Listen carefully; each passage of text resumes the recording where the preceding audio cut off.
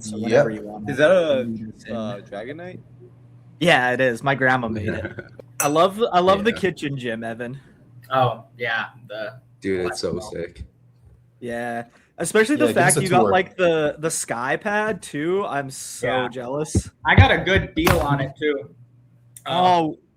Where'd you pick it up from? I got it. Everyone now. Okay. So. There we go. I got the deal because of Alex, because he got it shipped straight from the Texas headquarters. But it's like the last model or whatever, which is the same specs, and then they just slapped a sky pad on it. And with shipping from Texas to North Carolina, it was like, I think like 2,600, 2,700, something like that. Yeah, they're like 5,500 normally. Dude, I'm trying to like keep my eye out. My fiance lives in Missouri, so I'm like in the process of immigrating right now. We're just like waiting on the paperwork. So when I move there, I wanna order like a bench with a sky pad. I'm trying to get CJ and Arshia to order replacement sky pads for provs to put on the benches, so I don't have to bench on a charcoal. But anyways, yeah, Alex Bornstein just bought a new one for like full price. I'm pretty sure. And he's putting it in Orlando. I just can't drop like 6 mans on a rack like that. I don't know. That's a lot of money. Yeah. Plus, these racks, they're not even, how to put it, they're not, used doesn't mean actually used. It just means it was used for a day. Yeah. Like if it gets used for like a comp and then they like sell it off for like half price, that's like the perfect world. I want to try to catch a deal like that. That's mine. Like I have one too, and it's like, that's really how you get them. Even the bars, if they're just used once, they have to label them used. Yeah. I definitely want to try to order these. After competitions, you can catch it. You can order them from Alico, but they're like double the price. But I know a guy called Matt Winters. I met him like 5 years back whenever they had Age Division Nationals in Texas, and I just started chatting it up with him, and then we just talked about the product and like Alico's like image for a while. Funny enough, and I was like, yeah, I actually really like the company because like I noticed everything that Alico makes is like a little bit smarter than a lot of the other products. But no hate or disrespect, but it's just like it's almost like it's sturdier. It was designed by somebody that actually like lifts weights. So every time I like lift on something Alico, I was telling him it's like, oh, I just feel like it's so much sturdier. It doesn't move. It has like a good balance. And that guy like really appreciated my comments. So then we like just yapped it up, and then he gave me his contact info. I bought a rack from him. And then I've bought stuff from him ever since, like every year. I might need you to like hit you up for that like contact, because like in Canada I know like all the meet directors like buy the racks and like sell them right off after the meet. So that was gonna be my plan when I moved to the US, is just after like every like nationals, age division nationals, university nationals, just like hit up the meet director and be like, yo, are you selling the rack? Yeah, dude, you guys should see the benches at our gym. They're all like Alico charcoals, but they're all warped. Dude, that's my least favorite bench, honestly. Like, is that the foam feeling one? Yeah. It's like the hard foam though. It's like like a cement pad. I hate it. Like I used to own the powerlifting gym here in town, and we ordered one Alico charcoal. I still work out there, but it's like my least favorite bench. I would rather like roll the Bells of Steel bench into the squat rack and bench on that than bench on the charcoal. I don't know about that one. The Bells of Steel one is like, that one might be my least favorite of all time. I like it because it's super soft. But what about it's low to the ground though? No, the what? Sorry. The actual J hooks. It's like low. The J hooks are nice. I love squatting in the Alico. It's literally just the pad. Like I talked to the gym owner. We literally talked about like ordering a sky pad, and then like me just having like a key to pull it out of the back room, and like me just replacing the charcoal pad every time I benched, and then putting the charcoal pad back on when I left. The interesting thing is like I would rather talking about the Bells of Steel bench, that bench and rack. Like the bench on the Bells of Steel one isn't so bad. Yeah. But the actual rack on the Bells of Steel one for benching, impossible. So like we don't have like the Bells of Steel rack. I literally just roll it into like a squat rack, which isn't like ideal, but for the softer pad, I would rather do that than the charcoal. I've been benching on the Hansu though, which is like kind of nice in the middle. I don't love the J hooks, but they're better than the squat rack. The pad isn't like the softest, but it's like not the hardest either. So. Yeah, it's like fair. I would rather bench on a Hansu than on a Rogue rack. Yeah. Have any of you used the new bar, the Leica bar? Yes. Yeah. I haven't. I heard it's whippy. I've heard it's really whippy. Yeah. When we were over at Lake Tahoe for Open Nats, my girlfriend who was commentating with like the Leica guy, like introduced him to Will a ball, and then he ended up like sending us one of them for free. So I've been using that. That's sick. It's like it's weird. The knurling's like shorter. There's like more like of the pegs of the knurling, but it's like a little like not as elevated. So I think that's why everyone's saying it feels like thinner or like whippier. But interesting. It doesn't feel bad. Yeah. It's just noticeable. It's like noticeably less aggressive knurling. I will say this though.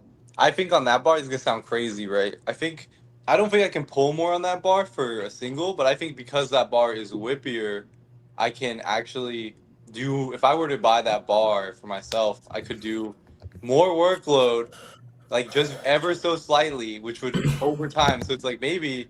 Because the thing is, it makes it easier to do rep sets. Because I've never done 255 for like 3 sets of 7. And that day when I was training on that bar, it was easy for me to crank out 3 sets of 7 of 255 kilos. And I'm like, whoa, I've only ever done more than this or this for 1 set. But it just makes it really easy to start cranking out reps. So I think theoretically, if I were to train on that bar, it would just give me like higher work capacity over time. And I think I could pull even more. So I actually want to get one for myself here soon because it's like, even though it doesn't directly boost my pull strength, I think just the fact that you're doing more weight over time can directly boost your pull strength. Plus, like, I like how it feels. So. Also, sorry, Alex, to your question you asked before you couldn't hear us. Yeah, that's Dragonite. My grandma actually like made that for me. Dude, that thing's so cool. It's huge. My grandma makes like the little stuffed animals. I'm like, could you make a gigantic stuffed Dragonite? She's like, I could try, and it like turned out like absolutely good. Yeah. To start things off, let's get a little bit of an intro from you guys. Talk about how you guys got started in coaching and how your kind of coaching has progressed to this point. I mean, Evan, I think I've been coaching a little bit longer than Evan, like maybe like a year longer than Evan or 2. Because I think, when did I start? I started 2021 for coaching, I believe. 2022. That's when I first started coaching people. It was like it was 2 years before. When was it? It was when I went to Chicago. Right, they had CNATs in Chicago one year, and then after that moment, I think I started coaching a lot more people because I like talked and helped a lot of people on the team just like decide what to do for their program. I don't know why people would always ask me questions because I didn't know that much about powerlifting back then, but people would always ask for my opinion for some reason. Maybe because I was like really anal about how I lifted and really anal about like all the little things that I did within my lifts at my school. Because I went to A&M, college in Texas A&M. Yeah. And then there, people just asked me questions, and I started answering them. And then it went well, and people were like, "Yo, bro, do you coach? Can you coach me, even if it's just like a simple program or something, or something? I can pay you a good amount of money." And I was like, "Okay, I'll coach you for free, right?" Because I didn't want people to pay me money at first, because I didn't actually see myself as a coach. As time went on, started coaching more people, seeing results, and then like I actually started charging people, and I coached people only from A&M at first, and then eventually people started reaching out because my athletes from A&M started doing so good.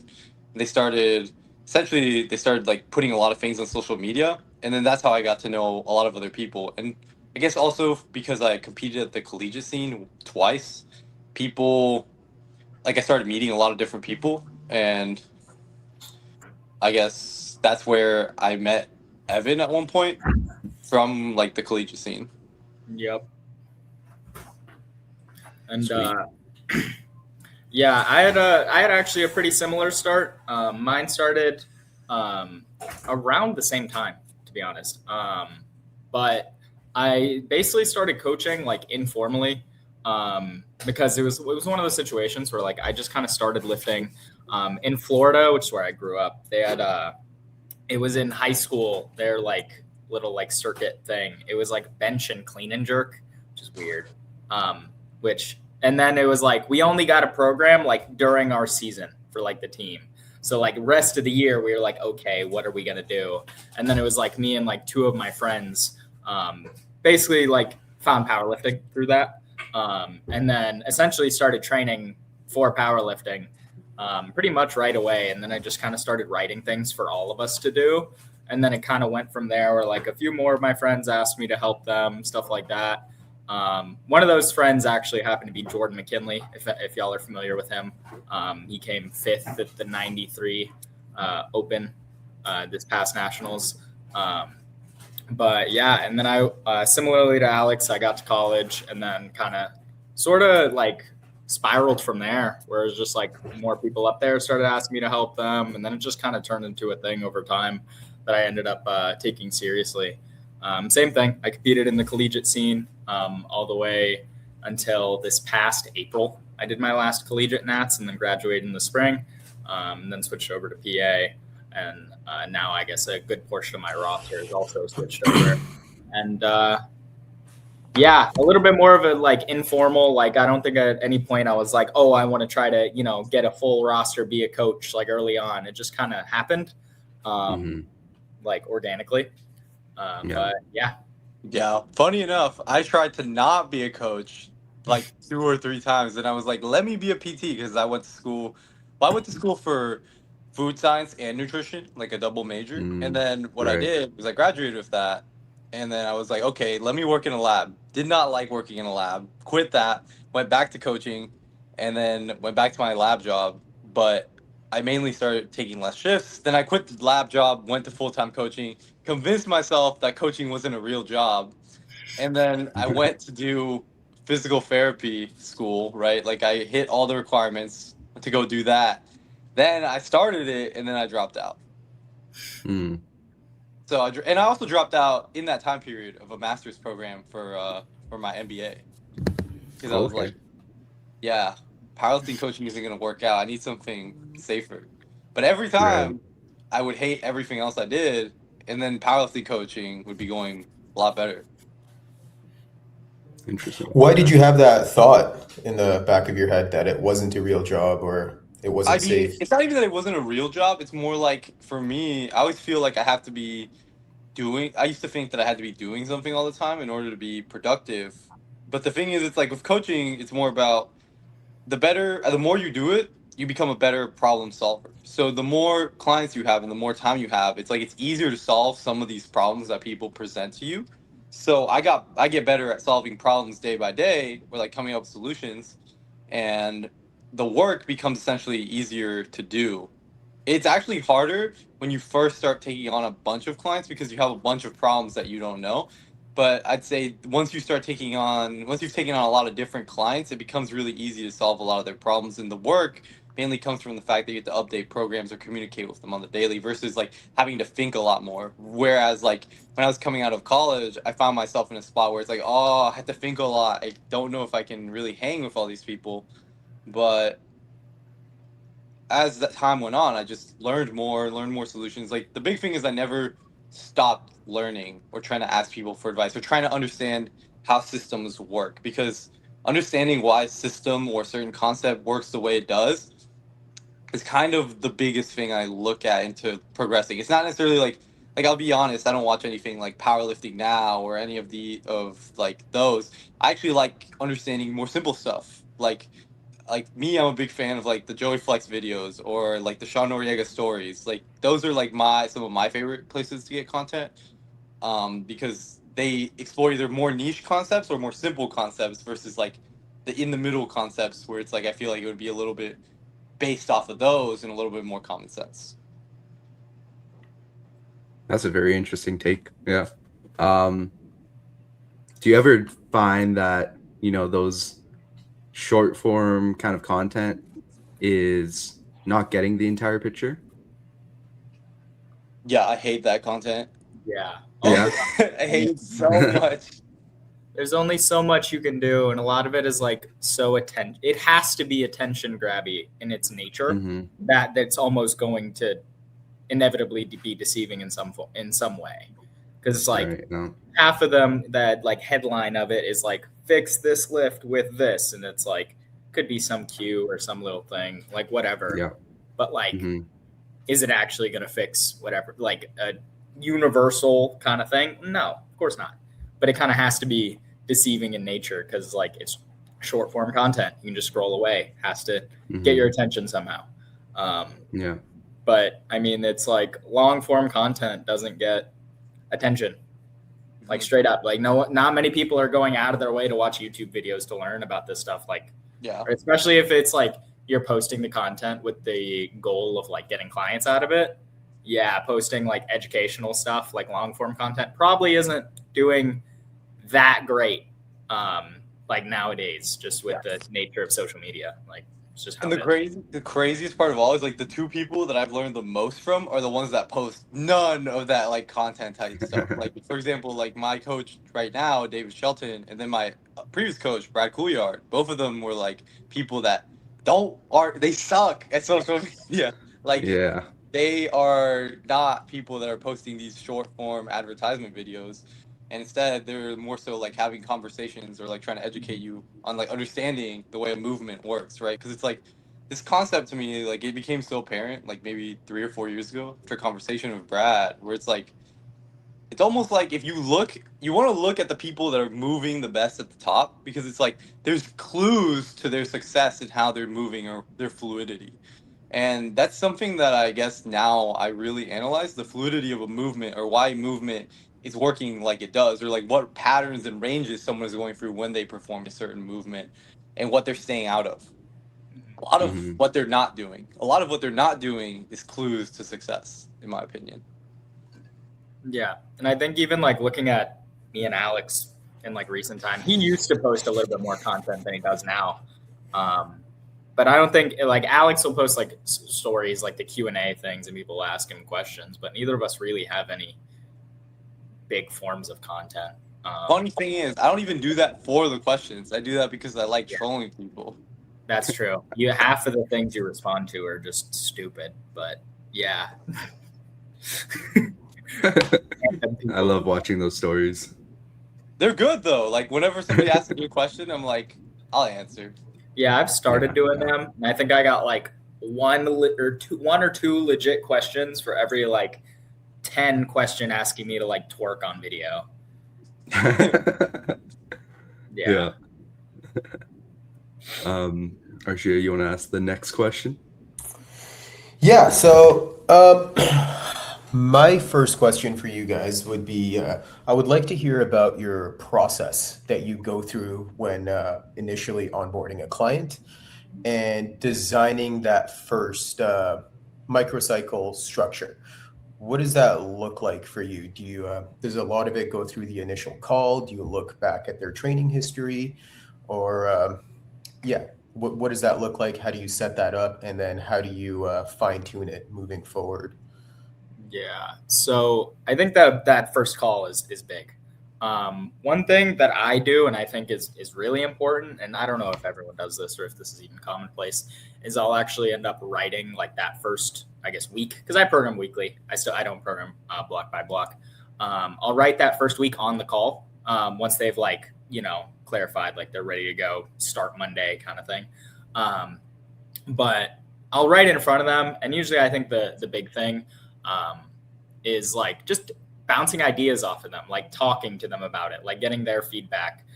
Because I think, especially when it comes to the lifters that are a little bit further along, they kind of have a good idea of what works and what won't. And I think if you're just one of those people where it's like they send you some money and then you just throw them a program, be like, no, like it's like I think you're missing a lot of info there. But those calls, like where you kind of bounce ideas off of them, like ask them questions about how things go. I think in terms of like training history, usually we'll ask for like their most recent training block. So I can just ask some questions about that. And then what training block they feel like worked best. Whether that be like for a certain lift, like at this point, this lift was going amazing, something like that. It's like, show me what you're doing right now and show me what worked the best. And then it's like, you can usually kind of get and see what their kind of like gap or what they're missing, assuming there's problems with their current training based on seeing, you know, what they did in the past. It's like, you can kind of fill in those gaps on like what they need going forward generally. But the big thing is just having those conversations on like one, you can ask what they enjoy doing, because I think enjoyment is also a big factor. And things that are going to, you know, push, actually get productive training and actually feel, you know, satisfied with it. But more just kind of looking at what worked in the past and what might be or might not be working right now, and then kind of go from there. But yeah. Alex. I mean, for me, I think I agree with Evan, like 99.9%. The only big differences I have is like, for me, I like make sure to clarify. It's like I don't like to think. The other thing is like with my athletes in our relationship, it's like it's always a conversation. Like literally, I don't like people to think as me as just their coach and only their coach. I want them to think of a relationship, right? It's like I actually try to be friends. Like a little bit more. Tried to be a little bit more formal recently, just because of some outside issues I've had. But I used to think that if I was as informal and close to the people that I coach as possible, it's like I could get the best results. And while that's true to some extent, I definitely think that having this like relationship where both of you give input into what's going on, that conversation aspect, is what makes you able to figure out these things that you wouldn't be able to figure out otherwise. Like you can figure out someone's pulling wrong. You can figure out if someone's back downs are too hard just through these conversations. But because with my process, I'm doing the same thing where it's like I get on call, I ask them why they're interested, I ask them if they want to start, and we bounce ideas. Then we just get a conversation going about how's training going, what's wrong now, what are you doing now versus when it was going best. I ask them for the videos now versus when it was going best, because I also check, not just do I check the program, but also check their movement, because movement is highly dictated by the program. So I look at their new movement or current movement and their old movement, talk about what days are best for them to train on, because you're training on days that aren't optimal for them, it's already not going to be as productive of a program. Because it's like my thought process is always like, how can we create the most productivity? I'm like human resources. I'm trying to create the most work, create the most productivity and most enjoyment all in one. So building that schedule to days that fit their lifestyle and when they can train or allot the least stress and most time to train is what I try to do, or even most sleep in some cases. So I set up the schedule, then we talk about the issues, talk about how to fix them, talk about how they're performing every lift, because I like to hear about how they're performing every lift. We just talk about things we can do to pace better or get the results that we want, talk about like the future, talk about goals, maybe even get sidetracked. Basically, usually most of my intro calls last somewhere from an hour to 3 hours, or if they don't last that long, they're probably not the right fit usually. Because it's like I like people that, the way I put it is like I don't need the best people in the world. I just want people who really care. Like me and Evan started working together literally because we were just talking about training for a while, like on daily. Like that's it. Like we were just communicating back and forth, like exchanging ideas back and forth. And it's like our relationship now. It's like it didn't really change much, because the only difference is like if there's like a big problem, we'll take time to look at it. Like post stats, we're probably going to spend time pulling back some load and trying to get a little bit more symmetry. But at the same time, it's like we've been in this phase where it's like we're trying to compete for like a really high spot in like a world title, right? So it's like we can't necessarily pull back all the time. But at the same time, it's like whenever there's an issue, we talk about what bottleneck to attack or like what's helping, because it's like, okay, maybe on paper I might think like a belt squat doesn't do anything, right? But then when Evan does it, it gives him whatever range of motion or access he's missing. But I can only figure this out if I talk to him, because it's like on paper, what I've seen a belt squat do might not match up with what it's actually doing or how he's running it. Mm-hmm. So I just like to have these convos and give my input and he gives his input, and then we come to like a reason of why we should do something versus not do something. Yeah. And I think a lot of things, like the things being collaborative is big. Definitely there's ranges on how collaborative you should be, and how much like input an athlete should have. I think it just depends on the specific situation. But like Alex could tell you, I've had a lot of like influence on my own. Like half the things we've changed, stuff like that, were like things I initially proposed. But also at the same time, it's like almost every time I'm like, I think this would work, blah, blah, blah, but also do whatever you want. Like he's still, it's not me saying like, we have to do this or anything like that. It's like Really? sometimes I'll just be tweaking. Really, it runs good most of the time. This guy just likes to really push the needle on everything. So it's like the big thing we have to be careful of actually is himself. It's so funny. His own worst enemy in training is often himself because he loves to push things. He loves to you give him like a little bit of anything that he can push, he'll find a way to load the most on it that he possibly can. It's not good. Yeah, it's fine. No, it's not even bad, right? Because at the same end of the day, right, you're trying to do more and more productive stuff. But it's just like it's funny that's like sometimes your only crutch in your training recently. Yeah. I think it really shows like the value of the coaching relationship as well in regards to like as an athlete, like you have to have that mindset where you want to push things, you want to work hard, and having that like strong relationship with your coach can like serve as like a guardrail for like, okay, I'm not gonna like I can pull back here, I could do this here, like I'm not gonna just be dumb about things, right? So it's good to have that relationship, and I really resonate with what you were saying about relationships, Alex. I think that creating good relationships with your athletes and having that personal side of things, like I come from personal training where I was like a personal trainer for like 6 years before I even started powerlifting coaching. So it was like always one of those things where it's like creating those personal relationships with people was the reason why a lot of people would even show up to the gym. Yes. And then in powerlifting coaching, it creates buy-in and it creates trust in what you're doing. When you have that. So I feel like that's a super important point, and I think shows a lot about both of you guys as a coach, which kind of brings us to our like next talking point we wanted for you guys is that when you look at like the greater space of coaching and you look at like what a lot of other coaches are doing in the space, where do you think some coaches are going wrong? Where do you think there's some like areas of opportunity for like a lot of coaches to improve? Like, what do you think you guys are doing that maybe you see some coaches and like some like good coaches doing, but you don't see a lot of other coaches doing? See, I actually posed a question before you asked that. It's like everybody has this one thing. I'm curious from all three of you, like more so because I talk to Evan a lot. It's like, what are things that y'all see that you think are something that's kind of annoying or like isn't really moving the space forward? That's what I'm really curious about, because it's like usually I feel like me and Evan are more like we're voicing something that's like the voice of the people, or like something that's like more like we're essentially just like not afraid to say what we kind of think as much. Maybe Evan maintains a little bit better relationships than me, but I'm definitely not afraid to talk about it, right? So it's like I'm just curious what everybody else thinks is like not more negative to the space, or like not as forward to the space. I think in like the Calgary space or the Alberta space, it's very gatekeepy, with the different types of coaches out there in Alberta and even Canada as a whole, right? But I think that having more open conversation between coaches, bouncing ideas off of each other, which is why we actually started this podcast, is what's going to push, the sport forward, right? And develop coaches. And at the end of the day, produce better athletes, right? And that's going to grow the sport, right?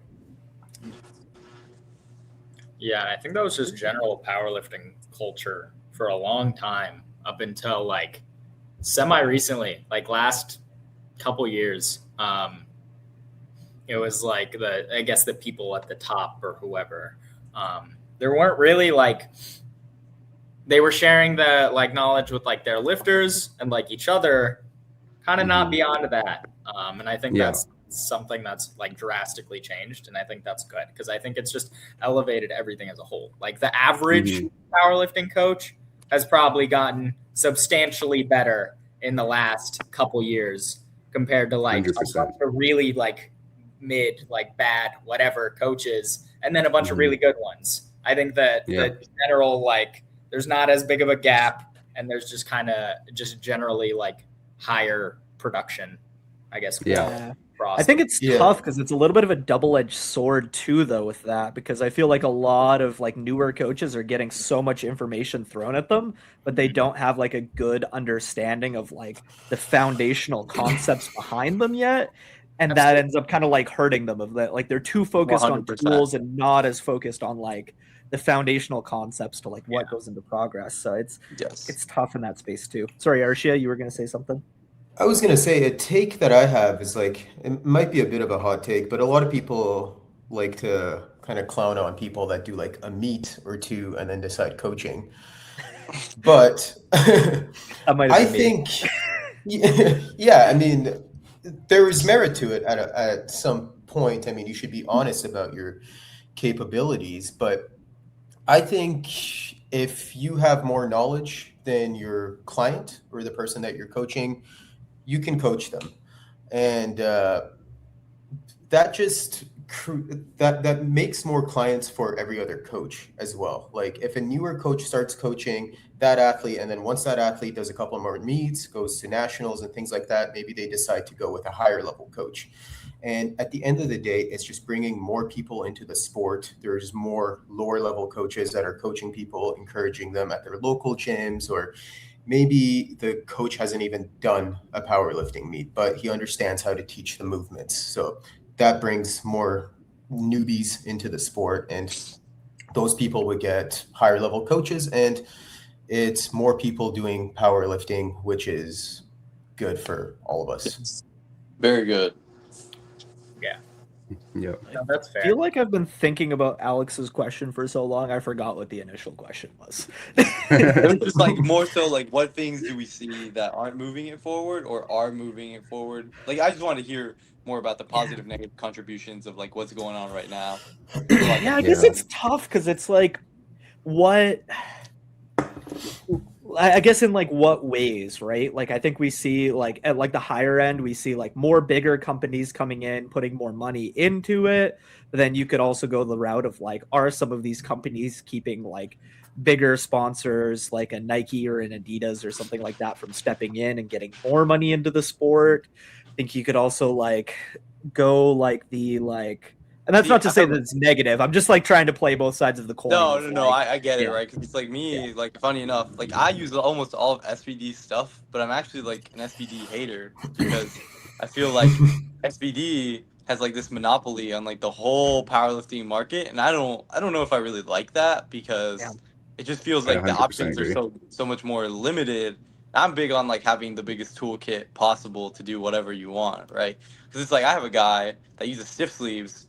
And unless he wears SBD knee sleeves, they're not going to pay for any of his travel. And I potentially this guy's going to go to Sheffield too. So it's like, I'm just like, man. So he has to sign. So he has to really decide if this contract is worth it or not, because he really likes how stiff sleeves feel. They actually, like I was talking about the deadlift bar earlier. Some things can let you increase your volume so to a small percentage, but you do it so much that it just adds up.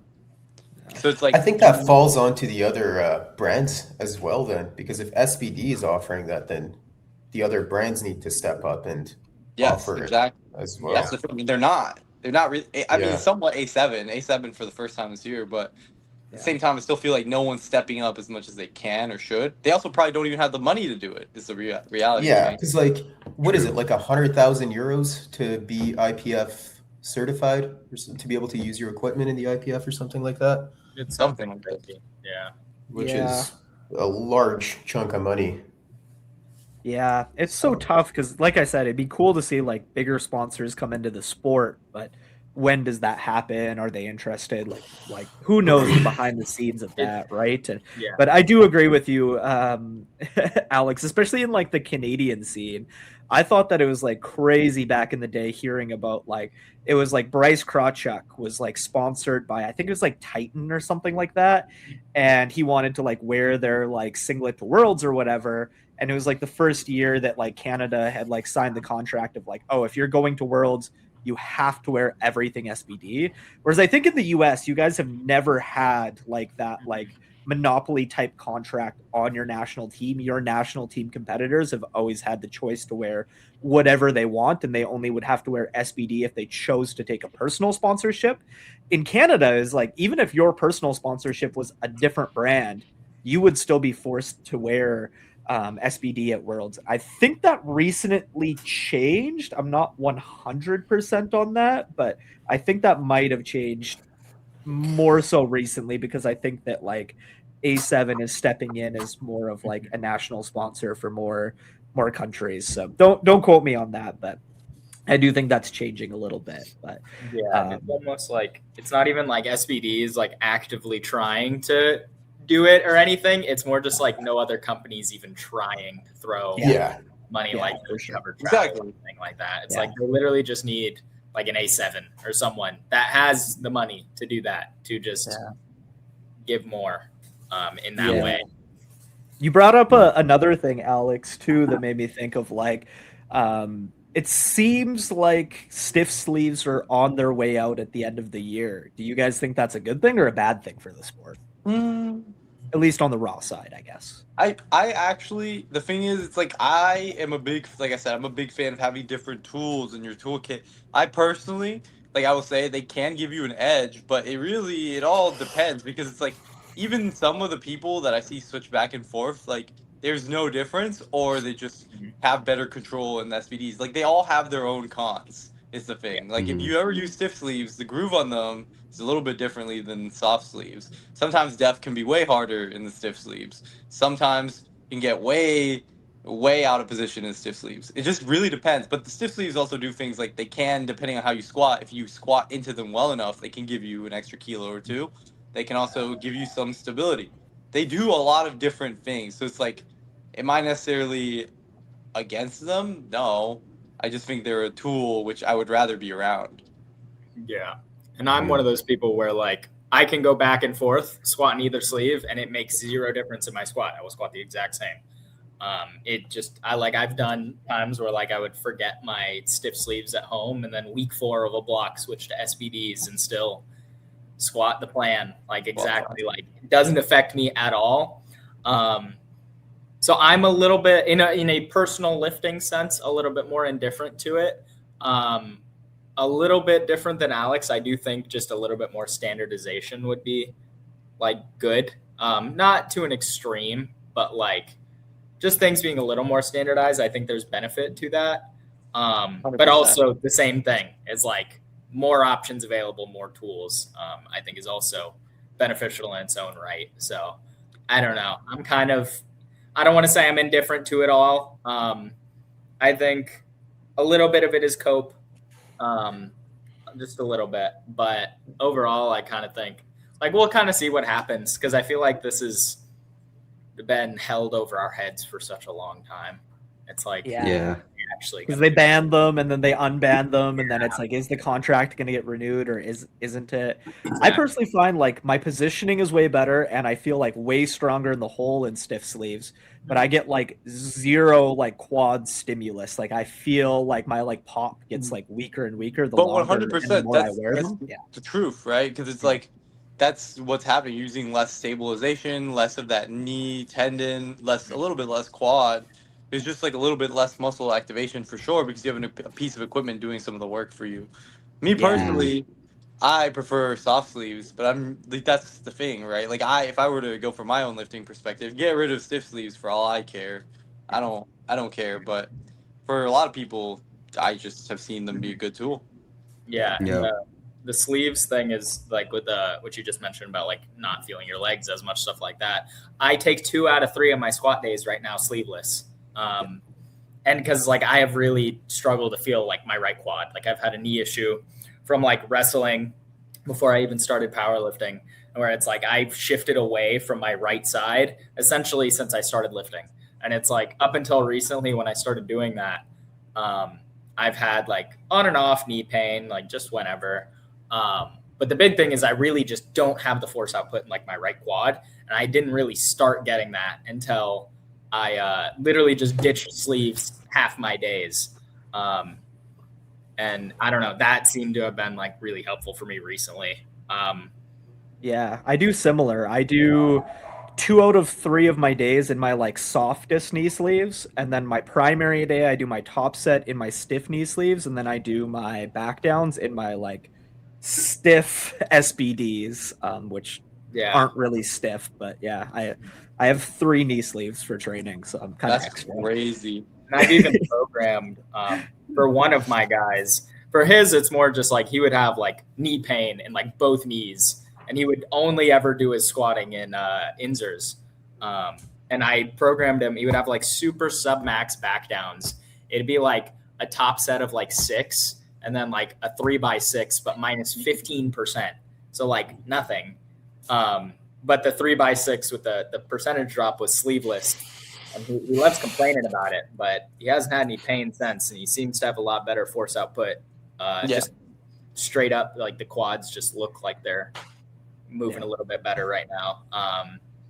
But same with me with going with the like less stiff knee sleeves is like knee pain instantly gone, and like my like force output seemed to be way better. Yeah, I think a lot of people starting. Yes. Yeah, starting out powerlifting straight in the stiff sleeves, bad. Not good. Yeah. But I think it's easily addressed if you just like do some kind of squatting. Maybe not sleeveless, but it's like a softer sleeve, something. Like don't become reliant. Yeah. For They're me, just getting crazier and crazier. Yeah. The sleeves. Yeah, some of them end up getting wild before the culture that started shifting back.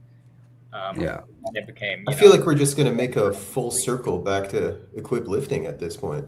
Real. Just like bring knee wraps back. Why not? Some of the stiff sleeves honestly feel like as good or better than knee wraps, and it's like why have a raw division with them, which is why I'm kind of like for the like banning. But I guess for like them being like a tool, and you can answer this too, Evan, but specifically Alex, you're mentioning them as being like a tool. Do you think after they get banned you will still have some athletes use them in like some way, shape, or form? Like how could you see them being used? I mean, I could see them if they're like having an issue holding onto one side really bad, like really, really bad. But for the most part, probably no. Because what I've seen is like you can hold on, like keep like a muscle that's like struggling to hold on a little bit more on or tight by using that knee sleeve. You can shift into it without pain as much. Because like for me, they really helped me with at one point was like I have like a really bad left hip problem. And I try to shift into my left because I wasn't able to load it for like a whole year. But with soft sleeves, my body didn't want to do that. And it also felt horrible. But with stiff sleeves, I could like gradually start shifting into it. So I could see a case where it's like somebody else could do something like that. But really, I'd probably not use that as the first tool. Yeah, definitely. Evan, what for about me, you? I think I think the knee sleeves just need to be standardized. And I think the Hansus, if you guys remember those were like insane, man. Those are good. I was like, these can't be legal, man. They're like adding 20 kilos to the squats, man. Well, and I think they got taken off the approved list for like other reasons too. I don't even think it was because they were too stiff. I think Hansu just as a whole got like wiped from the approved list. Yeah. I was hearing like they weren't even or something like that. Yeah, exactly. Renewal thing. But to answer the question earlier, I don't think I would like have anyone still using them if they couldn't use them on the platform. I think the pattern for most people just changes too much. It's like Alex was talking about. It's like it like had issues, things developed that weren't developing before. It's like, I don't know. I think there's so few situations where people get that much more productive training to where it's worth training in that different equipment and like that different pattern than like you would meet day. I think it would just create more inconsistency 100%. than anything. But yeah, I don't think I probably would keep people. Yeah. I was kind of even thinking about like what Alex mentioned with like the Alico bar for like higher workloads or like an overload technique, but it kind of feels like too similar to like the slingshot, right? Of like some people are like, oh, like should I use the slingshot to like work on my raw bench, it's like the pattern is just completely different. Like I've never seen anybody like do a that's the funny slingshot thing. bench. And, like, Funny thing is, Alex I've has seen done you that. do that. Alex has programmed that for Mike. Bro, I Yeah. program that for people because it's more Yeah. similar. Like for a sink bencher, when you're trying to overload the top, right? But still keep the pattern, like really teach them how to use that weight. I've actually found it useful. But that's only for the sink benchers. It's not for especially if they're weak points or triceps, because you're still getting off the chest, holding that weight, having to deal with some of the pattern of handling that. You get like a handling buff. You don't get like a strength buff. Like, handling the weight is a skill. So it's like you get like a handling buff, you get the tricep buff, but you don't really get like the chest or force output buff from the slingshot. Yeah. I guess what's tough for me is like with the slingshot, like I feel like it forces people's like elbows like in so much more. It seems like more of a tool that mimics like the pattern of like a shirted bench for like equipped lifting. Yes. Whereas like if I'm thinking of like overloading techniques for like raw benching where I want Archie is shaking his head. He's like, I hate all of you. I think It's of, not like the shirt at all. No, that's fair. It's not like the shirt at all, though. Like the thing that puts a lot of equip people too. Like I'm big on the equip side as well. It's just like, dude, like that is not like the shirt at all. It's honestly closer to the raw bench in my opinion. I mean, I'm a big fan of the ram. I think the ram is better than the slingshot just because of the way it orientates. Definitely is. Yeah, that's more similar to the shirt than a slingshot, but I like to use the ram as like a bridge into the shirt, especially like if you have a weaker, like somebody, for me, I get a lot out of the shirt. So like for me to go from like a 160, 170 bench to benching like 250, 255 in a shirt is a big, it's a big gap. So that's where I like to use the ram. To bridge that. I 100% get that part too, but wouldn't you also be able to bridge it by like using different boards? Yeah, you can, but then you're not touching, and then you're not actually going through that. The touch stimulus is, you're right, what you would be missing out on. Yeah. I don't necessarily know how you do the programming right, but it's like, for me, I actually have people like do ascending sets raw before they do any equip work, so that they still keep all their raw strength, right? But it acts as a warm up before the equip stuff. So you like pyramid up to your heaviest stuff, and then you get to your equip stuff. It's like you've already done all your normal workload for the day, but you also now are warmed up for your equip stuff, so you can put that on, not lose any skill. And yeah, no, I do agree with you. Like if we were to touch equip, that would definitely be something to consider, right? It's like the boards, you're kind of missing that aspect. Yeah, I'm not a big fan of boards either, because I feel like you can. I actually like them more for raw benching, besides against the board. I prefer I hover most of my equip training. Like I just go like get around the 2 board and then press.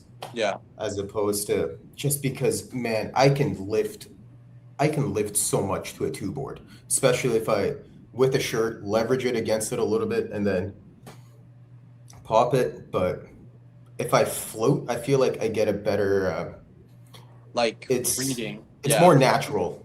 Yep. Than a board.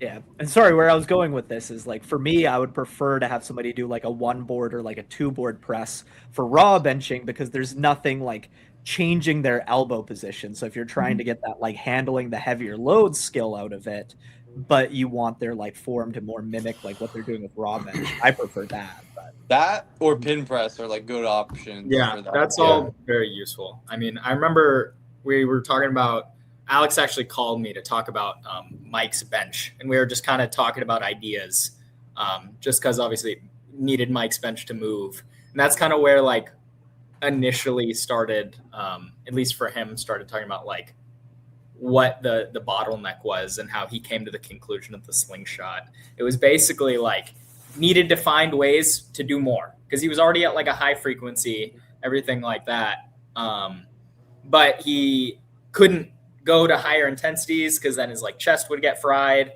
So we needed to kind of find ways to or just brainstorm ideas to find ways for him to just do more, touch more weight, board everything press, like that. And then we came to the conclusion of like a board, and then like eventually like tried to slingshot, everything like that. It's like sometimes you kind of have to find unconventional ways to do more when like there's issues with just the traditional, like just put more weight on the bar, or like don't have room to really increase the volume or anything like that, or accessories or everything. Or you don't have any room to, gain weight, put on muscle mass, things like that. And that was just kind of the result of one of those conversations. Yeah. I think How did that go for you guys, adding in the Great. slingshot? Really good. Bench is going Nice. the best it's ever gone. I mean, he pressed 132 good recently, so it's like it keeps going better every block. And I think he had pressed 140 in the gym at 66, but never to like a good standard. And then now he's doing 132, which he's never done to a good standard at 66 as a 59. So going pretty good, I would say. Solid. It's always interesting though when people ask about the finding ways to do more without doing more, because I think that's like the way I like to look at training, right? It's like, let's say you have a block where it's like you're not very strong, you're coming off a meet, but you got to do something to move the needle forward. I always look at hitting the easiest possible PRs on anything you haven't hit a PR on. And let's say you do deadlift 9s, or 7s. Now you can do 9s and hit an easy PR. Or you can do, let's say the previous block did a triple on squat, and it was like RP 9 or 8. If it was RP 8, just add a rep so you don't have to up the load. Now you're doing a 4 at and hopefully the same RPE with the same weight or similar weight, and you're making gains. Like you can always just up the weight by a little bit and do the same amount of reps, so you hit an easy PR, or you can add reps or decrease weight and add weight by a little bit. You just got to look at what's the next easiest PR to hit, in my opinion. Like I think every block should be able to hit a PR on something, like anytime, if you play your cards right, because there's always a low-hanging fruit that you haven't attacked that you can get after. That's an easy way to do more. Really well. Yeah, that segues really well into our next topic about programming through plateaus. So it kind of sounds like you go through like almost the least invasive to the most invasive kind of changes. Is that kind of what you would say when you're trying to break through plateaus? Well, I mean, here's the thing, right? Plateaus are definitely based on a couple of things. I would say I like to look at, well, are we getting cooked and how are we moving? I think movement and fatigue are like the two things I like to look at right off the bat, where it's like, is the split working enough so that a person moves good enough? And then is their movement cooking one side of their body or causing issues on the other side that's preventing them from actually being able to keep going for a whole block? Because sometimes a situation happens where one person has a side that has a ton of work capacity. Like most people are dominant on their right, less dominant on their left, right? So if you go for a whole block and you're trying to keep going, right? Your left side might run out of gas before your right side runs out of gas. And now you have a week 4 where you're only using your right side, so it kind of dies out. And if you're only using your right side, you're going to start spinning, you're going to start using your back on your left to try to compensate. There's all these issues that arise because both sides have different work capacities. So one of the things I look at is like, can I save that person by giving them a drill? Can I do something to taper them off and get the fatigue to come down? Because oftentimes fatigue is a reason why a person might actually be cooked on one side versus the other side. Like if you just have too much fatigue in the system, just lowering it can release that other side. Or simple things too, like are you just too tight on your left and you just need to roll it out? Like I look for the things that are going to be the least invasive answer always, because lots of times that is the easiest way to get to the next PR.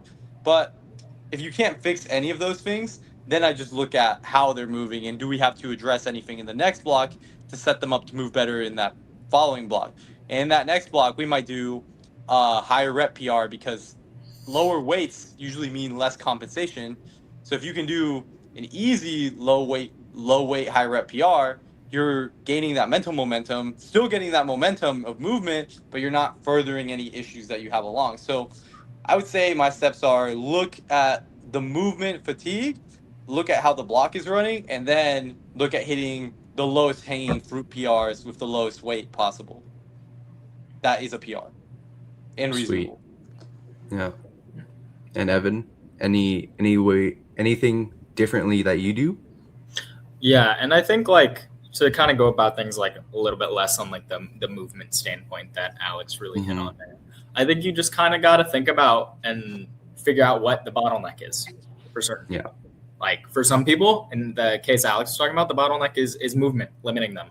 Because like if movement's bad, you're gonna feed one side more, and then kind of run into issues there. But in general, I think you can have those conversations where like talk to them how they feel coming into these sessions, like the productivity of them. Does it feel like they're good for just a top set and then they die and then they get no workload in that's productive for the rest of the day? It's like things like that where it's like easy to kind of address type of things, or like some structure adjustments can just make the work generally more productive. You kind of talk to them. Usually the lifter will have a good idea of kind of what they haven't been able to, push as hard or something like that compared to like other time periods or anything. Or it could just be one of those cases where it is time to, things have run flat. It is time to either find a way to do more or, kind of take a little step back. Or maybe it's time to eat. Or it's time to eat. Yeah, that's a big one. Yeah. I have a lot of people that like to think that they can stay in a lightweight class and not eat. I know so many people that are just like, oh my God, I want to be an 83 and I'm 5'11". And I'm like, bro, what are we doing? What is we doing? It's like bad right now. There's so many people always try to make themselves fit into the weight class that they weigh at because they're like, oh, I think I'll be more competitive if I weigh less because my numbers are here right now. But it's like your numbers are here right now because you weigh less, because you haven't taken the time to sit heavier at a higher muscle. So that's actually funny enough. Like I just had a person where I told them, it's like, okay, you actually, I think, need to move up a weight class because you've been this weight since you were how old? 18, and you're 23 now? And you haven't had the chance to get bigger in all these years, like not even one bulk. Like I think it's time that you move up to the higher end of one weight class slowly. Yeah. It's bad right now because half my roster wants to try to copy me and drop 1 million weight classes, and I'm just like, no, I am not normal scenario. Do not copy me. But also, you got bigger before you got smaller. Yeah, you weighed like 185. Yeah, December of, I guess it would be 2024. I was like 84 kilos. Yeah, and now I'm walking around like 70. And I somehow can squat more now than I do then. But yeah, and I can actually do more on all three. But I just wasn't benching to elbow depth then, so I have no clue. But but yeah, I mean, a lot of people just need to grow. I mean, there's plenty of examples I've used, but it's like, dude, I've had some extreme examples of people where their limiting factor was just food. Like I had a guy, Andrew Kane, who went from a 255 squat to 353 and the 105 junior world record in about a year and a half. And he went from like, I want to say like 88 kilos to like 107, which is a little extreme in that time frame, but add a fucking 100 kilos to your squat and a world record from squatting 255 at like a light 93. There's some extreme examples. But I think a lot of people are just limiting themselves because they see. And I think that the easiest way to try to convince people is tell them how tall their favorite lifters are, because they have no idea. Most people have no idea how tall half of these lifters are. Evan might be the tallest 66. I think I am, but still. How tall are you, Evan? I'm like a little over 5'6". Like I'm not tall, but like 66s are shorter than that. Yeah, like I want to say I'm the tallest. Like me and Evan are pretty close in height. It's actually scary. Yeah, I want to say I'm between 5'6" and 5'7". I don't know, but yeah, a lot of people like to say online that I'm like 5'2" for some reason because Alex likes to lie to people. He's not 5'2". Yeah, nah. I mean, there's just so many examples of people where it's just like they just needed to grow. But yeah. if you ever want to convince someone to move up, just tell them how tall their favorite lifters are, because they're probably like 4 inches shorter than they expect them to be. Yeah. Imagine meeting Russ for the first time, thinking I- that he was gonna be 5'8" like me. That's like my former coach is Gavin Aiden, and he came to like our gym grand opening. So I have man. like pictures with him. That is a And chug break. anytime I have like lifters like inquiring about like their like weight class or whatever, I'm like, just remember Gavin's a 93, and then I send them a picture of me with Gavin, and like I'm not Gavin is tall, I'm 5'6" and a half. short. That guy is short. Yeah. Sorry, Gavin, if you're listening. Yeah. Something I want to ask, Alex. I know you're big on the externals don't matter. I remember you hearing a podcast. How much do you think they actually matter? Do they? Do they not? They matter. Yeah. They matter. I'll tell you the truth. They matter, but I think people are just too soft about it. So I like to give this approach, right? I more so think that it's a general thing where it's like, as long as for the most part you've been having pretty good sleep, hitting your protein, like doing 80% of the things right 80% of the time, whenever the bad things happen, it doesn't even matter. If your program is good enough and you've been doing the other things mostly right. It's like a gradient or like a range. Like if you sleep bad, you can sleep, like I put it this way, it's like you have a debt that you can pay, right? It's like you have this like leeway. So let's say I have 100 points, right? Each time I have like a bad variable, I run out like 50 points or like 30 points, right? So it's like I have 3 days in a row where I have bad variables. So I have 10 points left, right? If I have bad variables one more time, I have -20. So it's like it can start to affect if it's consistent. But like a few sessions here or there with some bad variables aren't going to do anything if your program's good and for the most part you're doing basic stuff.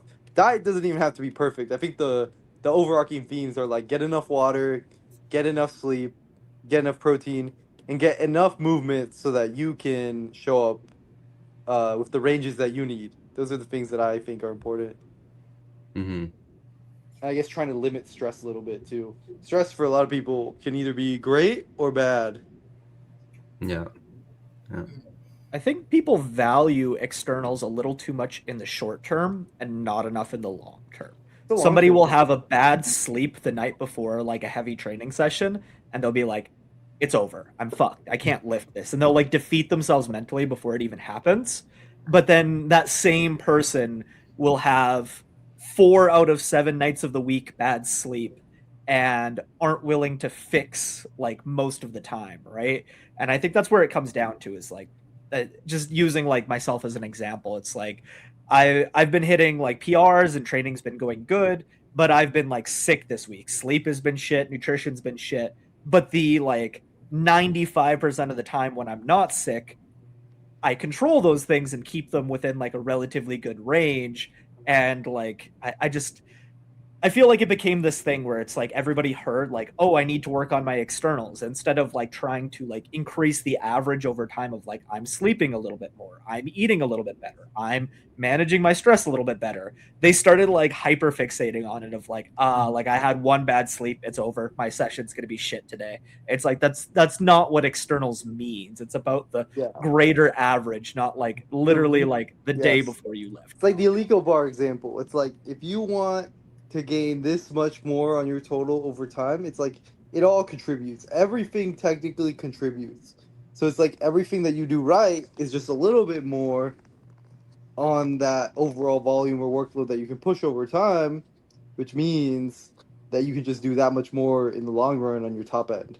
So it doesn't directly translate, but it all adds up. Like imagine if you can do 2.5 more on your back downs, right? Or on your top side back down. Well, now you're doing 2.5 more in total. So overall, you're going to be doing more work than you were if you weren't controlling your variables. So that adds up over time if you compound a bunch of sessions like that. Yeah, and I think the biggest thing, people just need to not be, soft about it. That's it. Like bad variables, bad, things are going to happen. It's like, it's not always going to be perfect.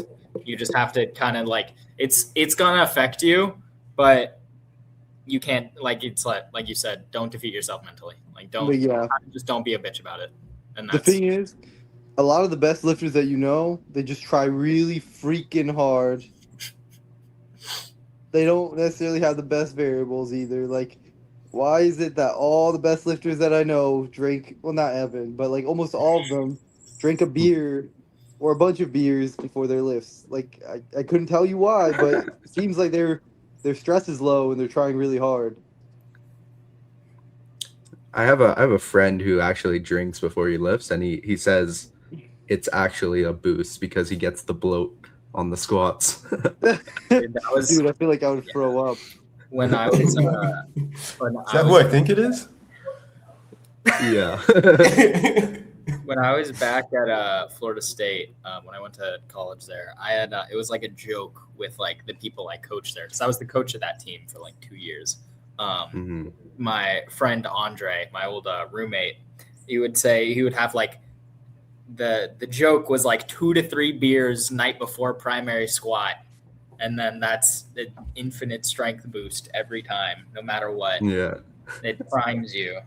It's like a running joke at our gym. It's called bench beers. I don't drink it all, so I think they're all idiots, but like they'll literally like bring a beer to the gym and drink it right before their bench. They're like Alex Luckow, who hit the like 8:30 SBD day or something, and then was drinking like beer in the middle of it, and that was like low key the strongest he ever was. That was so funny. I remember that. The Yeah. one where he did like the 350 deadlift, the 290. Was that his strongest? Was that the strongest he ever was? I think it was. I think it was. Yeah. The That's beer, all the science you need. all the science, I bro science.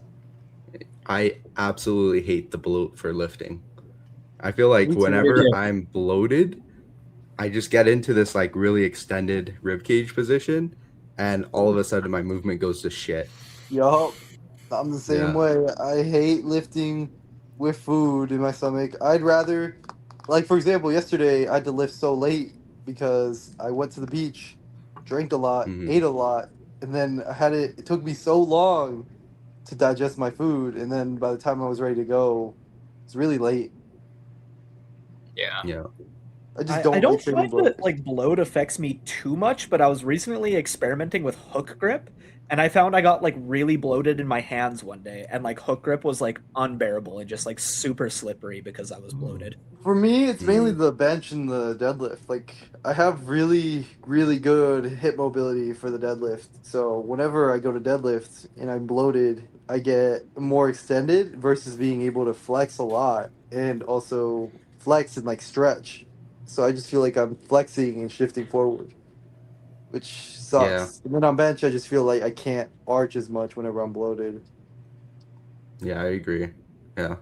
I almost like the feeling of being like a little, flat almost in terms of like how full I am. And I feel like in terms of a movement standpoint, I just move a whole lot better, and I have more access to ranges of motion, especially on like pulls. I feel like I can actually get my arms long properly. Yes. And and squats is the big one too. I feel like going into the hole, I have room to actually manage my center of mass, right?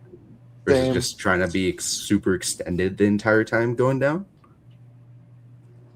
I 100% yeah. agree with that. Like, I would rather train on, like, I usually train already with horrible variables, but it's like, I would rather train not having 8 because then I just don't feel as good. Like, I'd rather have a quality movement than, like, a little bit more fuel in the tank. Because you also get fuel from the night before. This is just, like, it's interesting to see. But a tendency, though, is, like, as people get lighter, the food before the session pays way more dividends than if you're slightly heavier.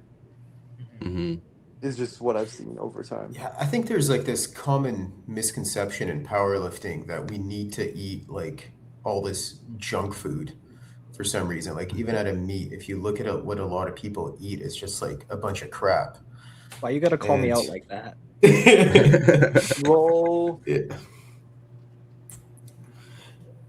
Yeah, and Yeah. like we're not burning that many calories either. So like I don't think we need to be eating like a bunch of cookies and candy and things like You're that. burning no calories. Yeah. I'm burning more Like, calories putting my plates away and pacing around the gym. yes. I'm not sure like where this idea came from. Maybe it's like an old school way of thinking that's just never gotten cleared up yet. But yeah, maybe you can expand more on that, Alex, with your Well, background. it came from Westside Barbell, where Louis Simmons and all his goons would eat a bunch of junk food to prepare for their big squat sessions. So they were trying to squat as much weight as Breakfast. possible, right? And they're like, "Oh, we got to get big because obviously, if your weight goes up, you squat more." So that's what it was correlated to. Yeah. I will Yeah. say that I listened to like a really good Stronger by Science podcast back in the day where they talked about like basically like when you're like eating food during your workout, your body isn't like digesting that and turning that into energy fast enough for that to be like useful even in like a fairly long workout. Where the like primary benefit from eating during a workout comes from is that there's like pretty good like science to suggest that if you are feeling hunger cues while you're lifting, your performance is going to go down. So just snacking on Yes. something that keeps you from feeling hunger cues improves your performance, especially if you're doing like a long like 3-hour SBD day where it's like, yeah, you're going to feel hungry by the end of that if you don't have something in the terms of it. Or same with meat day, like having some kind of food to just like keep yourself from feeling those like hunger cues is going to like help your performance, because if you feel those, there's a perceived level of like decreased performance. 1000%. Yeah. I could not agree more. So, talking about the programming aspect, it's like, I think that, because I do a lot of SVD days for a lot of my clients, it's like, I don't know. For me, I almost feel like the biggest thing that someone needs during an SVD day, not even food. I always feel like people confuse thirstiness and like dehydration for like hunger, or like Mhm. lack of electrolytes, or lack of just like overall like fluid in the muscles for the hunger that they need. Versus if people were just to get more hydration fit an SBD, it'd probably be a lot better. Yeah. A little sidetracked, but I know you've had a lot of clients do these pretty extreme weight cuts. What is your go-to for actually recomping them? Well, I mean, most of them they do. Well, Evan can actually elaborate more because they all work. Funny enough, I actually think that I used to be more into that, but try to get more away from it because I'm like, the guy that does the coaching should focus on the coaching. The guy that does the Mhm. weight cuts should focus on the weight cuts. So Evan works with my goat Pat Fickey. Yeah, Oh, Pat. okay, yeah. Pat Horvath. He helped me through my first 266 cuts. The first time I ever had someone work with him was Jordan McKinley in his Junior Worlds performance. And dude, in that, he like peak weight of like the water load, everything like that. Like he was up to 100 kilos like 2 days out. And then still made 93 and then ended up getting back up to like 99 kilos by the time we were deadlifting. Yeah. It's not really anything that's like revolutionary, or I'd say that's like substantially different than like the standard. It's like sodium load, water load. For most of those extreme cuts, like me, I cut from like a little over 71 for my biggest 66 cut. So you have to throw in a sauna there. Like a gut cut, water cut, normal manipulation is not dropping you that much, especially when it's that high of a percentage, like what it was for me, like 70 over 71. That's like 7% body weight, where it's like people, previously it was that like 5% rule or whatever. But yeah, we all work with Pat. I think the big thing is like getting down is easy. Getting down to weight, incredibly easy if you just manage time in a sauna properly. That's the easy part. Most people fuck up the recomp and don't recomp properly.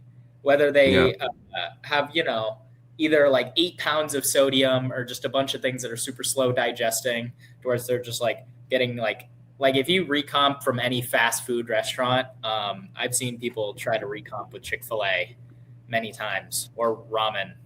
Not good. things like that. Bad. Most people mess up in the recomp. They don't mess up in the cut. Because even if you do the cut a little sloppy and end up having to like sauna a little more than you initially planned or something like that, doesn't really affect you that much, at least that extreme. It's more just making sure you get your weight back up, and doing it the right way, and the right sodium, everything like that. Enough actual water, because I've seen so many people like 8 pounds of sodium and don't drink any fucking water. I'm just like, and then like, why am I cramping? Yeah. But we all work with Pat.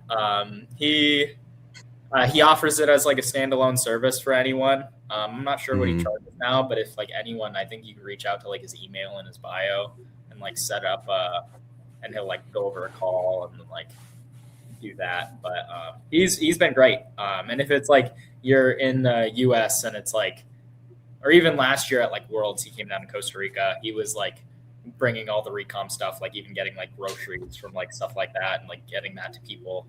And it's like, if you are at a meet that he's at, it's very useful. Just having someone there that can literally just baby you through it, so you can just focus on the lifting. Yeah. Have you guys ever used liquid glycerol? Yep. That's noted. Very important. Very good. Yeah. Very needed. Yeah, that's like necessary. Give me 1 second. Let me grab my charger. Because I think it was like WADA banned for a while too. It was, wasn't it? It was, right? Yeah, I believe it was. Yeah, and then it got taken off. But I think it's a pretty good cheat code in terms of getting that liquid back in, right? Yes. Absolutely. I think I don't want to say it's like absolutely necessary, but if anything outside of, food, water that should be the thing, I think almost everyone, even if you aren't cutting, glycerol is great. Yeah. Be holding on to a lot of water.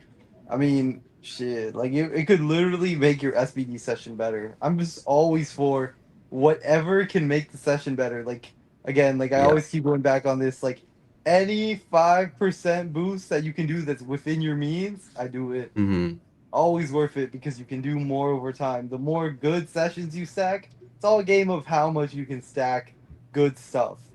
And it's like the more good stuff you stack over time, the better things get. Like, see people hitting all these heavy lifts all the time, but you don't necessarily have to hit the heaviest lifts in training ever to be the strongest. I think most of the people that I work with now don't even do most of their heaviest stuff in training. They always do it on the platform.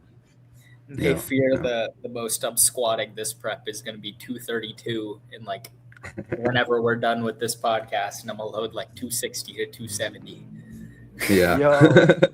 Yeah, but even Evan, like he just has to move good enough to do it and hit like a bare minimum threshold, and if he feels strong enough, he's able to load a lot of weight on the bar.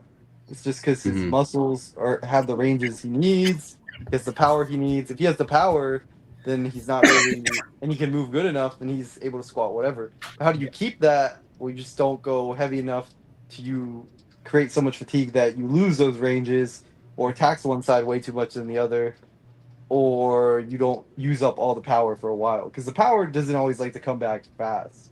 But the power is there. You can hold the power for a while. Like another person that's really popular, Janae, her training has always been very more sub-max compared to what she does in the meets.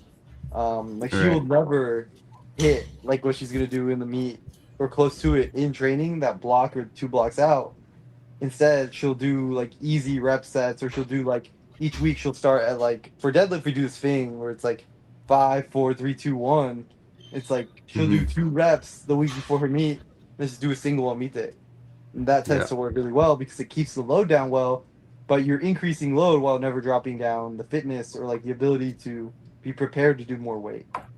So I like doing things like that. Like to focus on the fitness maxing aspect of training versus always the load aspect maxing. Like I like to get people to move as good as they can, and then I like to focus on really gaining the most momentum with that movement possible. The most good fluid sets is what I would say. Nice, yeah. Another thing going into like the movement thing with the whole evenness. I know that's a pretty big thing that's important for you. Do you ever find that it's ever a detriment to lifters? 100%. You know? Yeah, well, 100%. I mean, everybody, there's degrees to it, right? Because it's like you just have to be even enough. Like, I highlight it a lot because a lot of people that I get, their problem is that versus like Right. it being something else, right? Because they're already strong enough. Like, if we were talking about what do we look at to fix training?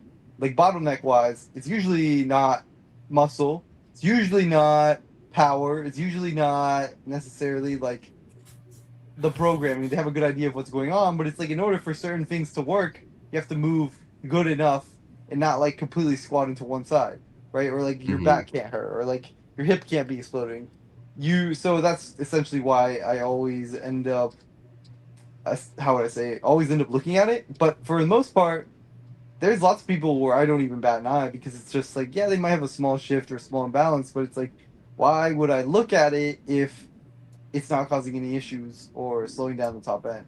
Because there are Right. lenses to look at it through. And it's like, if the bottleneck is muscle, then muscle is the bottleneck. If the bottleneck is movement, movement is the bottleneck. Lots of times, muscle too can be the bottleneck for movement. Like, if you don't have enough muscle on one side or on like a specific muscle, you can move bad.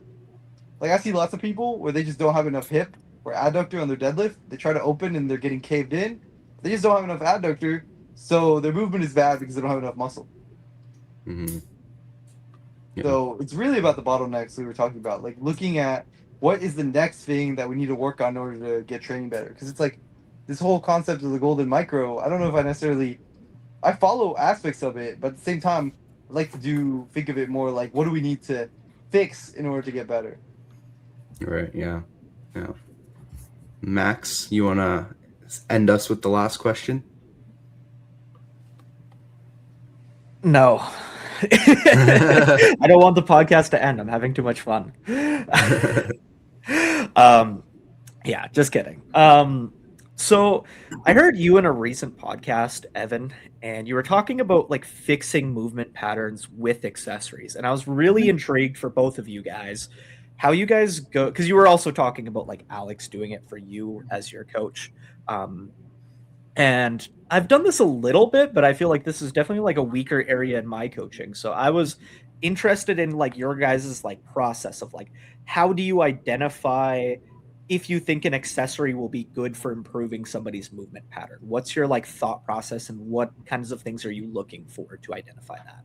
So I think the easiest thing is like, look at what ranges or what patterns like a lifter's like struggling to get into. The example I used on that other podcast was I was talking about how Will Ball kind of just wasn't really getting into his hips very well. So he'd almost have this kind of rotation into his squat pattern where like his hips would kind of shoot back and then his knees would kind of rotate forward in the hole. It wasn't really like even descent, like straight into the hips kind of thing. So in his case, it was just doing a pendulum, where like a pendulum or a hack squat. I wrote it initially as hack squat, but our gym doesn't have one.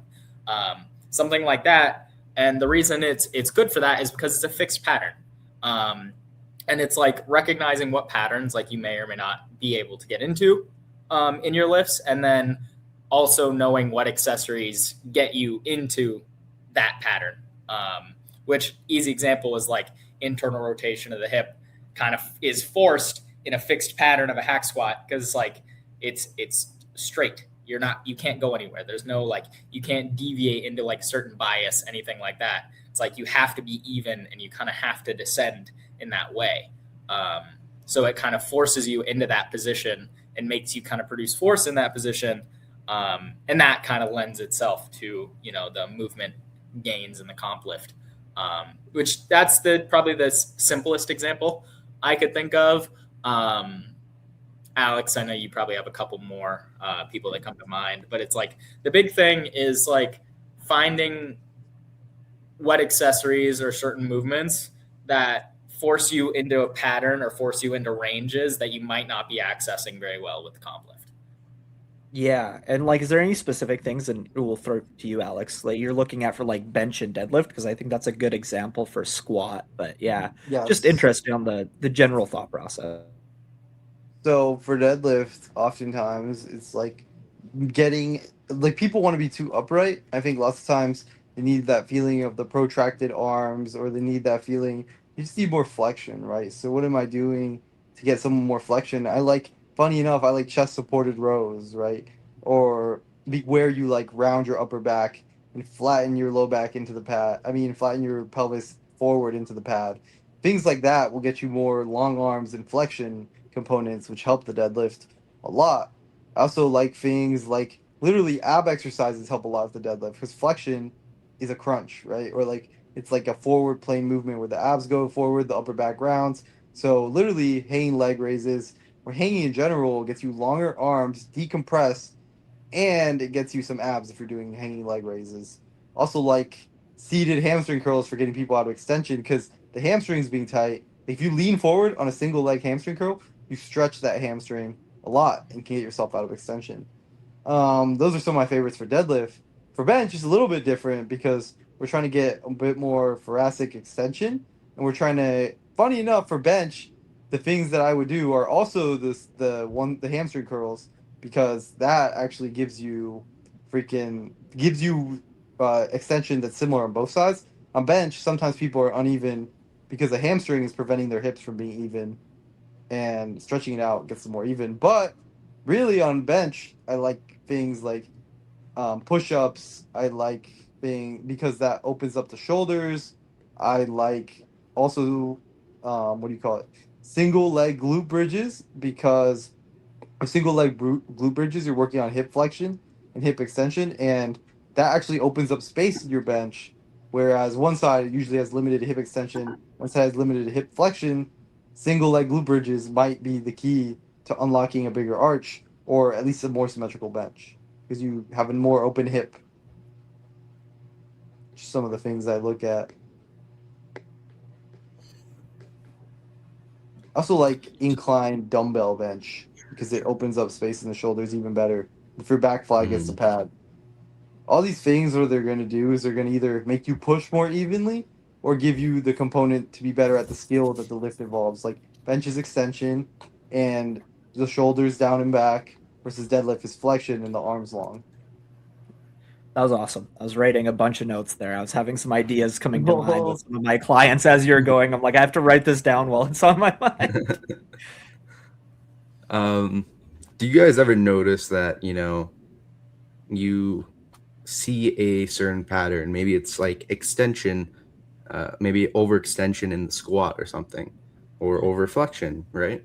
Have you ever noticed that maybe you try to correct these things, but they're actually stronger in that specific position? Yeah, all the time. of course. I mean, a good example would even be like myself. I squat very extended, and it's like one of those. If I get out of that pattern, I just don't feel strong. So it's not right. A lot of times it's not one of those things where it's like you're necessarily completely changing a pattern or fixing it, but more just managing it. Like it's like, say, like for me, I can't do super, high, like intensity, aggressive, like secondary work on squat, because of that pattern, because it'll start getting worse and then more issues will happen and I'll start moving worse. It's like that's going to be the pattern I'm strongest in, but it's also not going to be the pattern I necessarily get the most productive work in. So where it's like, if you've followed my training for a while, there was a time period where I was doing like really aggressive, like hat fields, like multiple times a week. Yeah. Build my, workload up in that way because I couldn't do that with low bar, for example. But yeah, there's plenty of examples like that where you can look at a lot of, even top lifters where like movement patterns aren't necessarily perfect. Like you could point out a million issues, but it's like, that's just kind of how they lift. And it's not always going to be a game of fixing it, but just game of like managing it in that sense. Yeah. Sweet. Any other questions, guys? No, I did want to kind of double back to Alex's question if you guys still have more time. I don't want to take up any more of your time if you guys got to go. Yeah, you're fine. I wanted to ask you, like, in regards to your question, Alex, do you think that coaches are charging too much or too little? And how do you think that kind of like goes into like the space of like is that moving powerlifting forward or like pulling it back kind of thing? Because I I've had think this it's conversation with a few people. Pulled back because why are bodybuilding coaches charging way more and doing way less? We are doing so much more. I think everybody should charge more. Puts more money in my pockets, more money in your pockets. Happy wife, happy life. I think that's kind of the general consensus. I was talking to like another like high level coach that I'm like friends with a while back, and he was kind of talking about how there's like a lot of coaches that are kind of like in more of like the high level space that like don't charge enough, and then in turn the coaches kind of like underneath that have to charge less and less and less, because you can't be like a less experienced coach and be charging like $300 more than like the highest level coaches kind of thing. And there's just like a disparity thing. So I would definitely agree. I think that there is a level of like coaches should charge more, because then the newer coaches coming into the space can also charge a little bit more, make a little bit more of a livable income, and then like actually make a career out of coaching because they're not being undercut by the higher level coaches. But then on the other side of the things, I think there's also an argument for like, you could say that powerlifting is in a little bit of a dip right now, and it seems like there's a lot of coaches that are like hungry to like fill their rosters, even at like the high level side of things. There's just not as many clients going around these days as there was like 2-3 years ago. And there's also a justification of like, well, if your roster isn't full, why are you charging more, right? So, yeah. Evan, thoughts? Just to kind of play a little bit of devil's advocate, I also think there's the end of things where it's like, as someone who like came into the sport, like I didn't have very much money initially. Like I kind of self-programmed for it, even when I probably wasn't smart enough to really do so effectively. And I started working with my first coach back when I was like, I want to say I was 18, as a freshman in college. And it was just because he was newer and he was charging me nothing. It was free. He was like, I was one of his first few clients, everything like that. And even like as I was initially getting into things, like I charged nothing for like a year, at least a year, probably a year to 2 years. I charged either sub $50 or free for people. And then even through like most of the time when I was at Florida State coaching that team, it was like they were paying me nothing, like less than half of like my current rate now.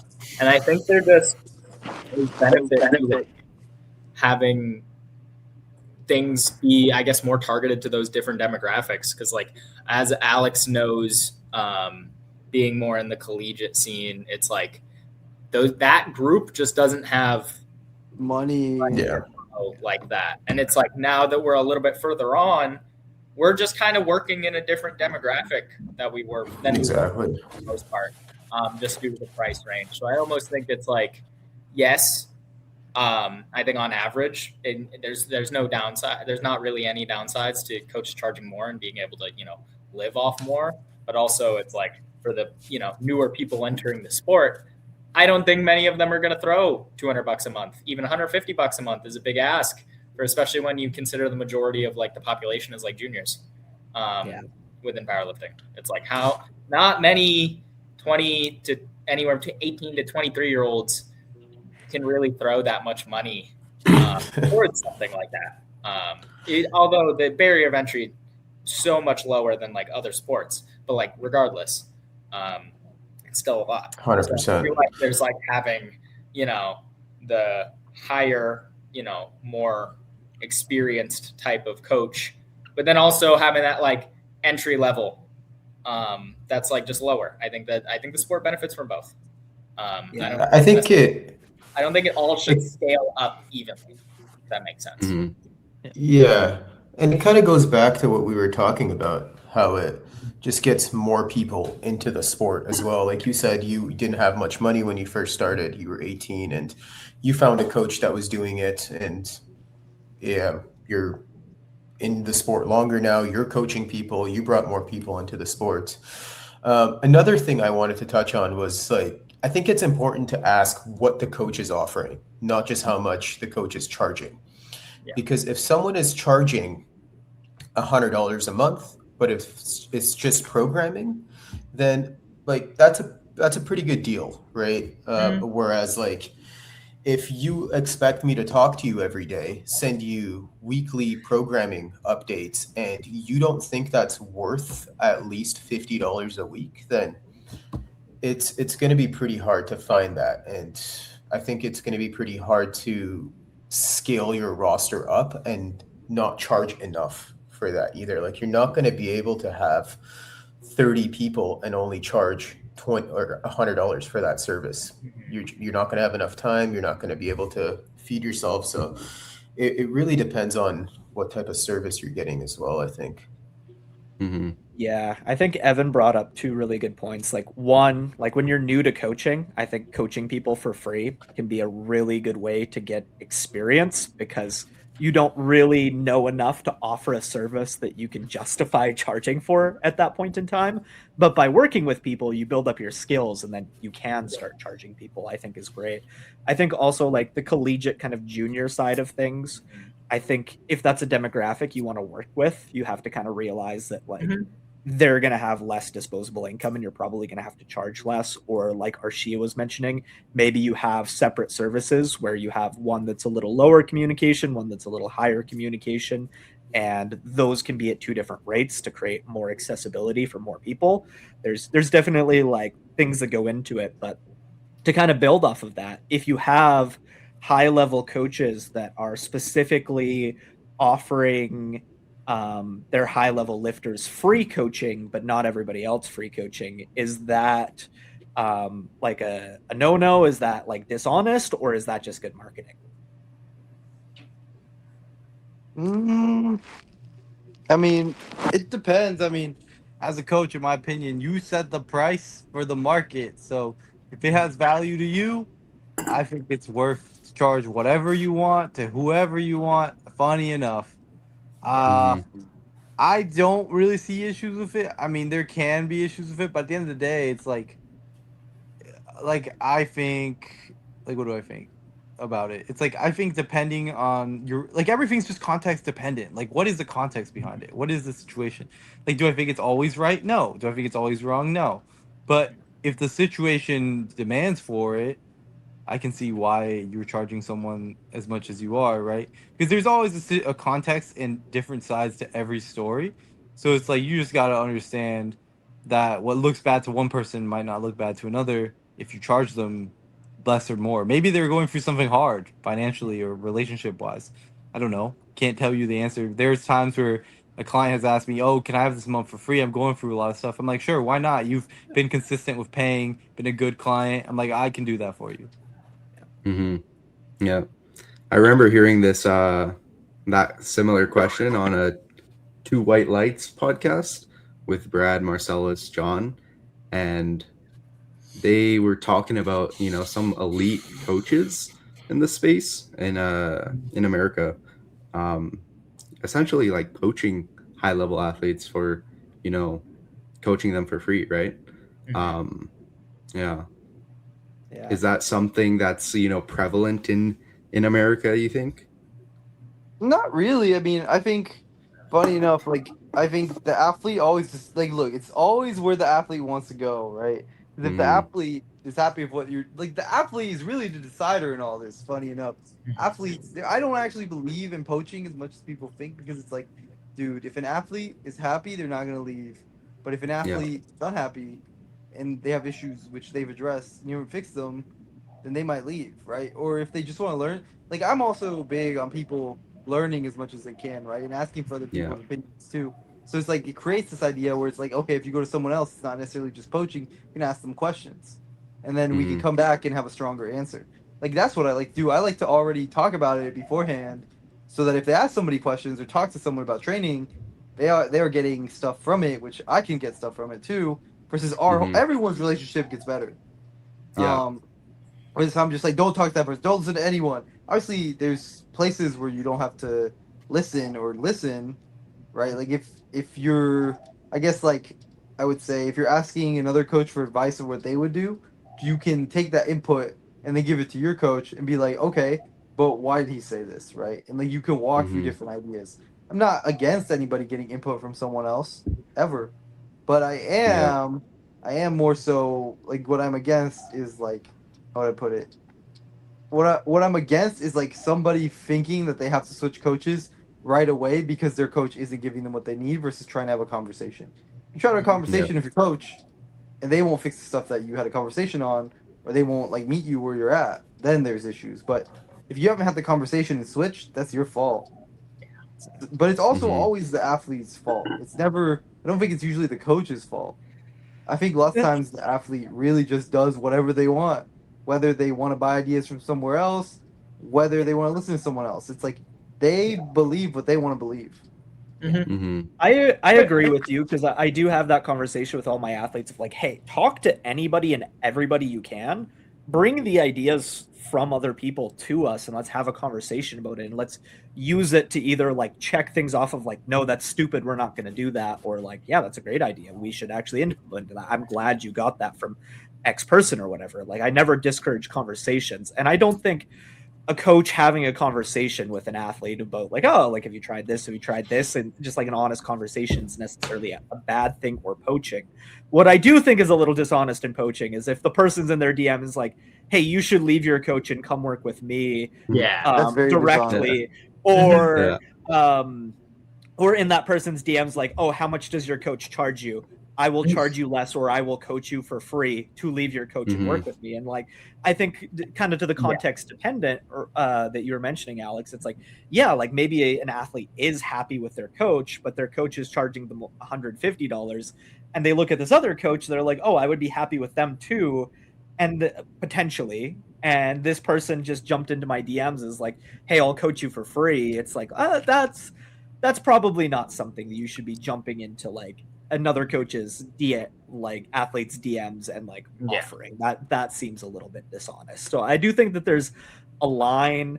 And then back to like the coaching people for free being context dependent. Like, I think you're right. I think there's a level of like, oh, if the coach is just like, well, you're a high level athlete and you're going to bring in new clients to me because I'm coaching you. It's like, maybe that's justification for coaching somebody for free. Maybe it's not. I think you could go a lot of routes with that, but I think, maybe the person is your friend and like, you just like, they just happen to be a high level athlete. And it's like, well, because you have a really close, like, personal relationship with them, you just like coach them for free. And you would, even if they weren't a high level athlete, they just like happen to be a high level athlete, or it's somebody that isn't a high level athlete and you coach them for free. Or like you said, Alex, somebody comes to me is like, hey, like, I'm having a tough month. Yeah. I never hesitate to give somebody a free month. I would rather them keep momentum going forward. And then once they get their finances settled, catch back up, or like just have a month where they didn't pay or whatever, then like lose the relationship with that person. So like, I agree with you. There's a lot of context that can go into it. It's not just like a black and white coaching people for free is bad kind of answer. But I do think that there are some people that do it dishonestly in the way that I was mentioning of like, they'll jump into like another coach's like athletes DMs and they will use the fact that they're willing to coach that person for free because they will bring in other athletes as a way to poach. And that's to me that I don't love that. That's not something I would personally ever do. And while I could like see the like justification for somebody doing it, I lose a lot of respect for a coach if I find out that they're doing that. Yeah, I feel like it's just not ethical, Something that I struggle with is like people come up to me in the gym and I know they have a coach and they'll ask me for advice. They're like, hey, look at my program. Or like, hey, what do you think about my technique? What should I do? And I'm like, man, you should just talk to your coach, right? Address it with your coach. And I find that very difficult because sometimes, it's like friends of mine, right? And I care about their training. I care about them, right? And usually it's just like, I want to help people, right? But where do I draw the line, right? So usually I'm just like situations where I've offered to have the athlete and the coach on a call to do like a program diagnosis. So I don't know if other people are offering that. I've never had anybody take me up on it, but that's maybe a route of like, if an athlete's coming to you being like, what do you think of this? It's like, hey, like, you should be having this conversation with your coach. If you value my input, I'm willing to give it, but maybe we could book a call with the three of us where we could all go it through together and like help troubleshoot and like problem solve. And I would probably be willing to do that for free, but if that's something that you felt like, oh, that's my time, you could charge like a small fee for like almost Mhm. like coaching mentorship for that person's coach. But also, I think a lot of egos get involved, and not every coach is like willing to do that. So I don't know. It's tough. Yeah. Mm, Cool. Yeah, no, Well, I mean, that was anything else, fun. guys? No, I think that's all. Okay. Yeah, thank you guys so much for your Thank time. you so much for having us on. Yeah, really appreciate it. Learned a ton in this podcast. Alex, Evan, where can people find you? Let me check. What is my Instagram? I don't know. Alex, Just look for the underscore- picture of Ashton Ruska. Yeah. Yeah, they There's can not find 100 of me those out there right on now. Instagram. Yeah. They can find me on my Instagram for sure. Yeah. Evan Hawk _ is my Instagram. Mine Awesome. is Alex _ Cano _ Wait, is it Alex? I don't even know what it is. I think it's Alex Cano Challenge. Alex isn't it? _ Cano _ challenge. Or Cano _ challenge. There we go. Awesome. Classic. Well, that's where you can find me. Alex _ Cano _ challenge. This reminded Send me me, I got to some- start water loading today. I'm 1 week out. Fuck. Oh God. Oh Lord. Good luck. Good luck. Yeah.